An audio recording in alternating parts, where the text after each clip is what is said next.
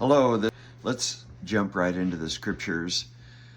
Bear one another's burdens and so fulfill the law of Christ. It says in Galatians 6:2. In verse 5 it says, for each one shall bear his own load. Now we've been focusing on this verse 5 where it says each one shall bear his own load, which is talking about personal responsibility, of course. I think that hardworking people like myself have been pretty happy about this series to talk about personal responsibility, hoping that those who could be contributing more will listen and rise up and do their part. But today we're going to talk about bearing one another's burdens. And this is the part that's not so easy for those like us to hear about and to talk about. But that's what we're about here on Jesus University, is learning the higher ways of God. And so let's look at that verse again. In verse 2, Galatians 6:2, it says, bear one another's burdens and so fulfill the law of Christ. And we're going to be talking about that. For good perspective, there's another passage here in Luke 6:33-35. It says, if you do good to those who do good to you, what credit is that to you? For even sinners do the same. And if you lend to those who you hope to receive back, what credit is that to you? For even sinners lend to sinners to receive as much back, but love your enemies. Do good and lend, hoping for nothing in return. And your reward will be great, and you will be sons of the Most High, for He is kind to the unthankful and evil. I find this passage challenging, and it's been challenging preparing for this. It's easy to say, oh, that's good, I believe in these things, and it's another thing when it comes to actually doing these things. One good way to help the poor is through organizations that we trust. I like John 3:16 Mission. They're in Tulsa. They do a lot of good. They're helping the poor, they're helping homeless, they provide beds, they provide meals, they help families, they do a lot of good stuff. And it's interesting to hear what they're doing and to get involved and to help organizations like that. They're set up to help people, and they do a lot of good. We can get involved too. Try this. Help a group who are helping the poor. Sweep and mop for them. And if you figure that you're too good for that, remember this. Jesus washed the disciples' feet. Ponder that. Here's the Son of God getting on his hands and knees in front of these people who respected him. If you do good to those who do good to you, what credit is that to you? For even sinners do the same. And if you lend to those from whom you hope to receive back, what credit is that to you? Now he's talking about helping people who can't help you back. So we're not talking about enabling here. We're talking about helping people who genuinely need help.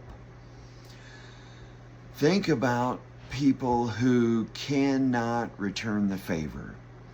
That would be people with long-term health issues, the elderly, children, people who are poor.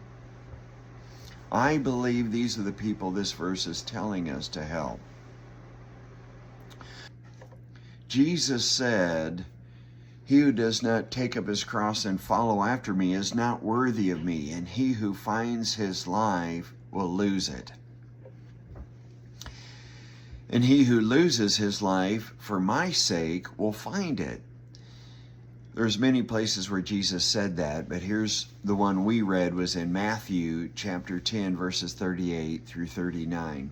Now tell me as we read that, what is the goal here that Jesus said was our goal? If you think that he said our goal is to lose our life, I recommend to read that again, because that is not what Jesus said. He said the goal is to find your life. This is how to find your life. And he said the finding happens by losing. And so losing was just a means to the end. It's not a fun part of the process, but it's a step, a necessary step in order to find our lives. I think a good example of these things are like caregivers that are helping people who are maybe bedridden or handicapped in some other way. I want to say to those people, thank you for your service. The Lord sees you, and he cares about you too, not just those that you're caring for. And I hope someone is telling you thank you, but you are certainly going to get a thank you from the Lord in heaven because of what you do for these needy people. Florence Nightingale was a good example to us of these things. She was a devout Christian. And if you look in history about her life, it's an excellent story if you get a chance to read about her life. She revolutionized nursing care. She's considered the founder of modern nursing. During a war, I think it was the Crimean War, that the conditions for soldiers who were wounded was terrible. They were left in the dark at night, and they were overcrowded. And she would go in there with a lamp and do rounds at night, checking on them, making sure they're doing okay, and doing her part to help them, which was really above and beyond the call of duty and the expectations. But she was trying to help them beyond what they were telling her that she needed to do. And she became known the lady with the lamp because of what she did. This was at a time where the world was just learning about the advantages of sanitation and hygiene, and she promoted those things and caught onto it when others were not catching onto it. And she showed through statistics that these things are really helpful. And we know that now and we take it for granted.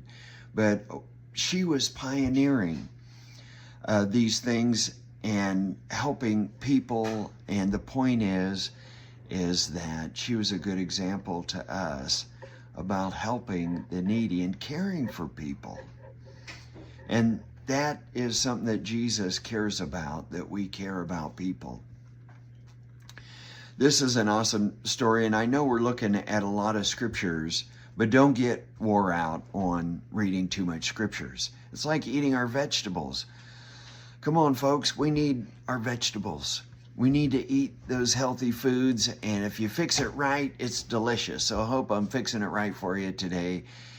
And this is in Matthew 25, verses 31 through 46. It says, "When the Son of Man comes in his glory and all the holy angels with him, then he will sit on the throne of his glory. All the nations will be gathered before him, and he will separate them one from another, as a shepherd divides his sheep from the goats. And he will set the sheep on his right hand and the goats on the left.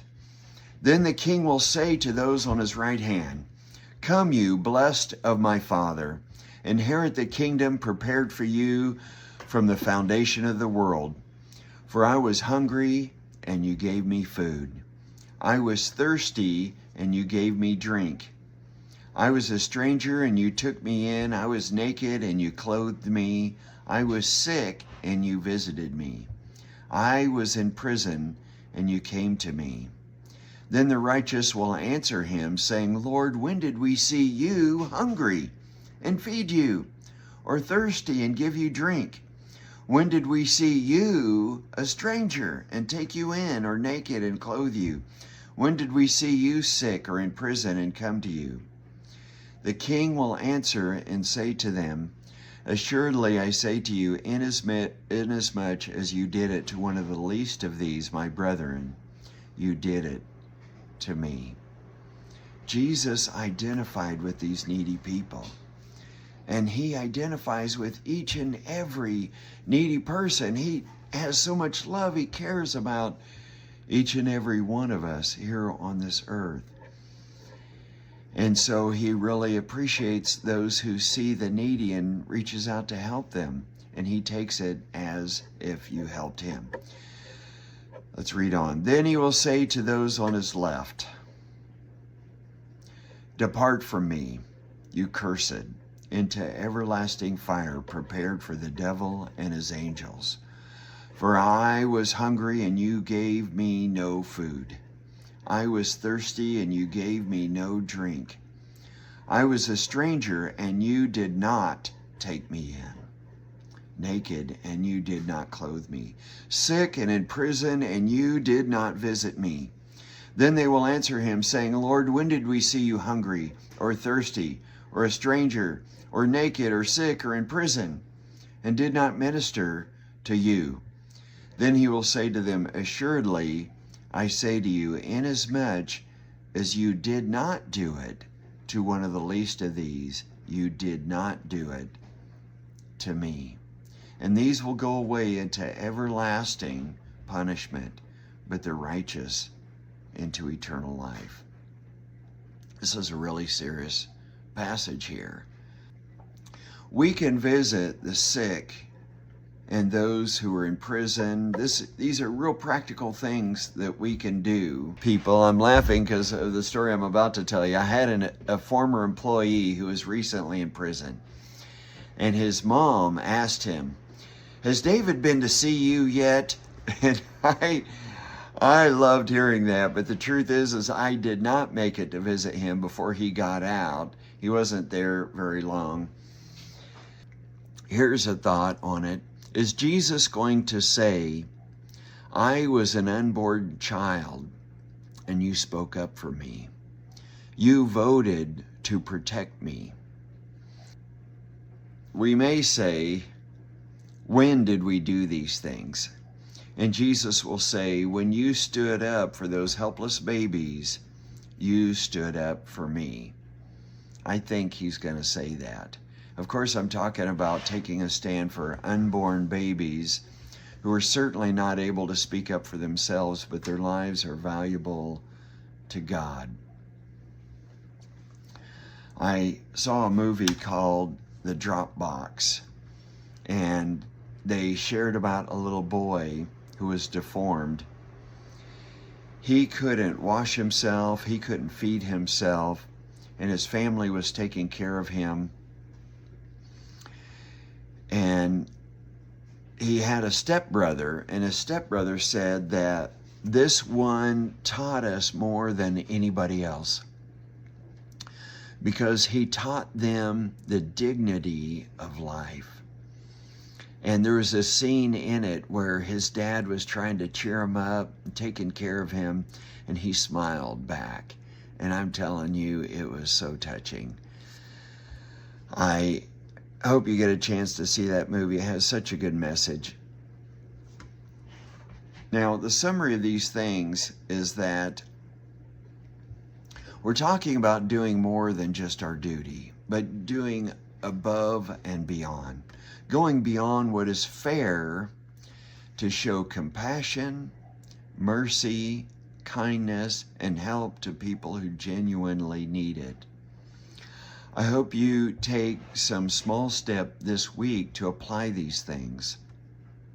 And I hope you listen again next time on Jesus University. Pray for me, friends.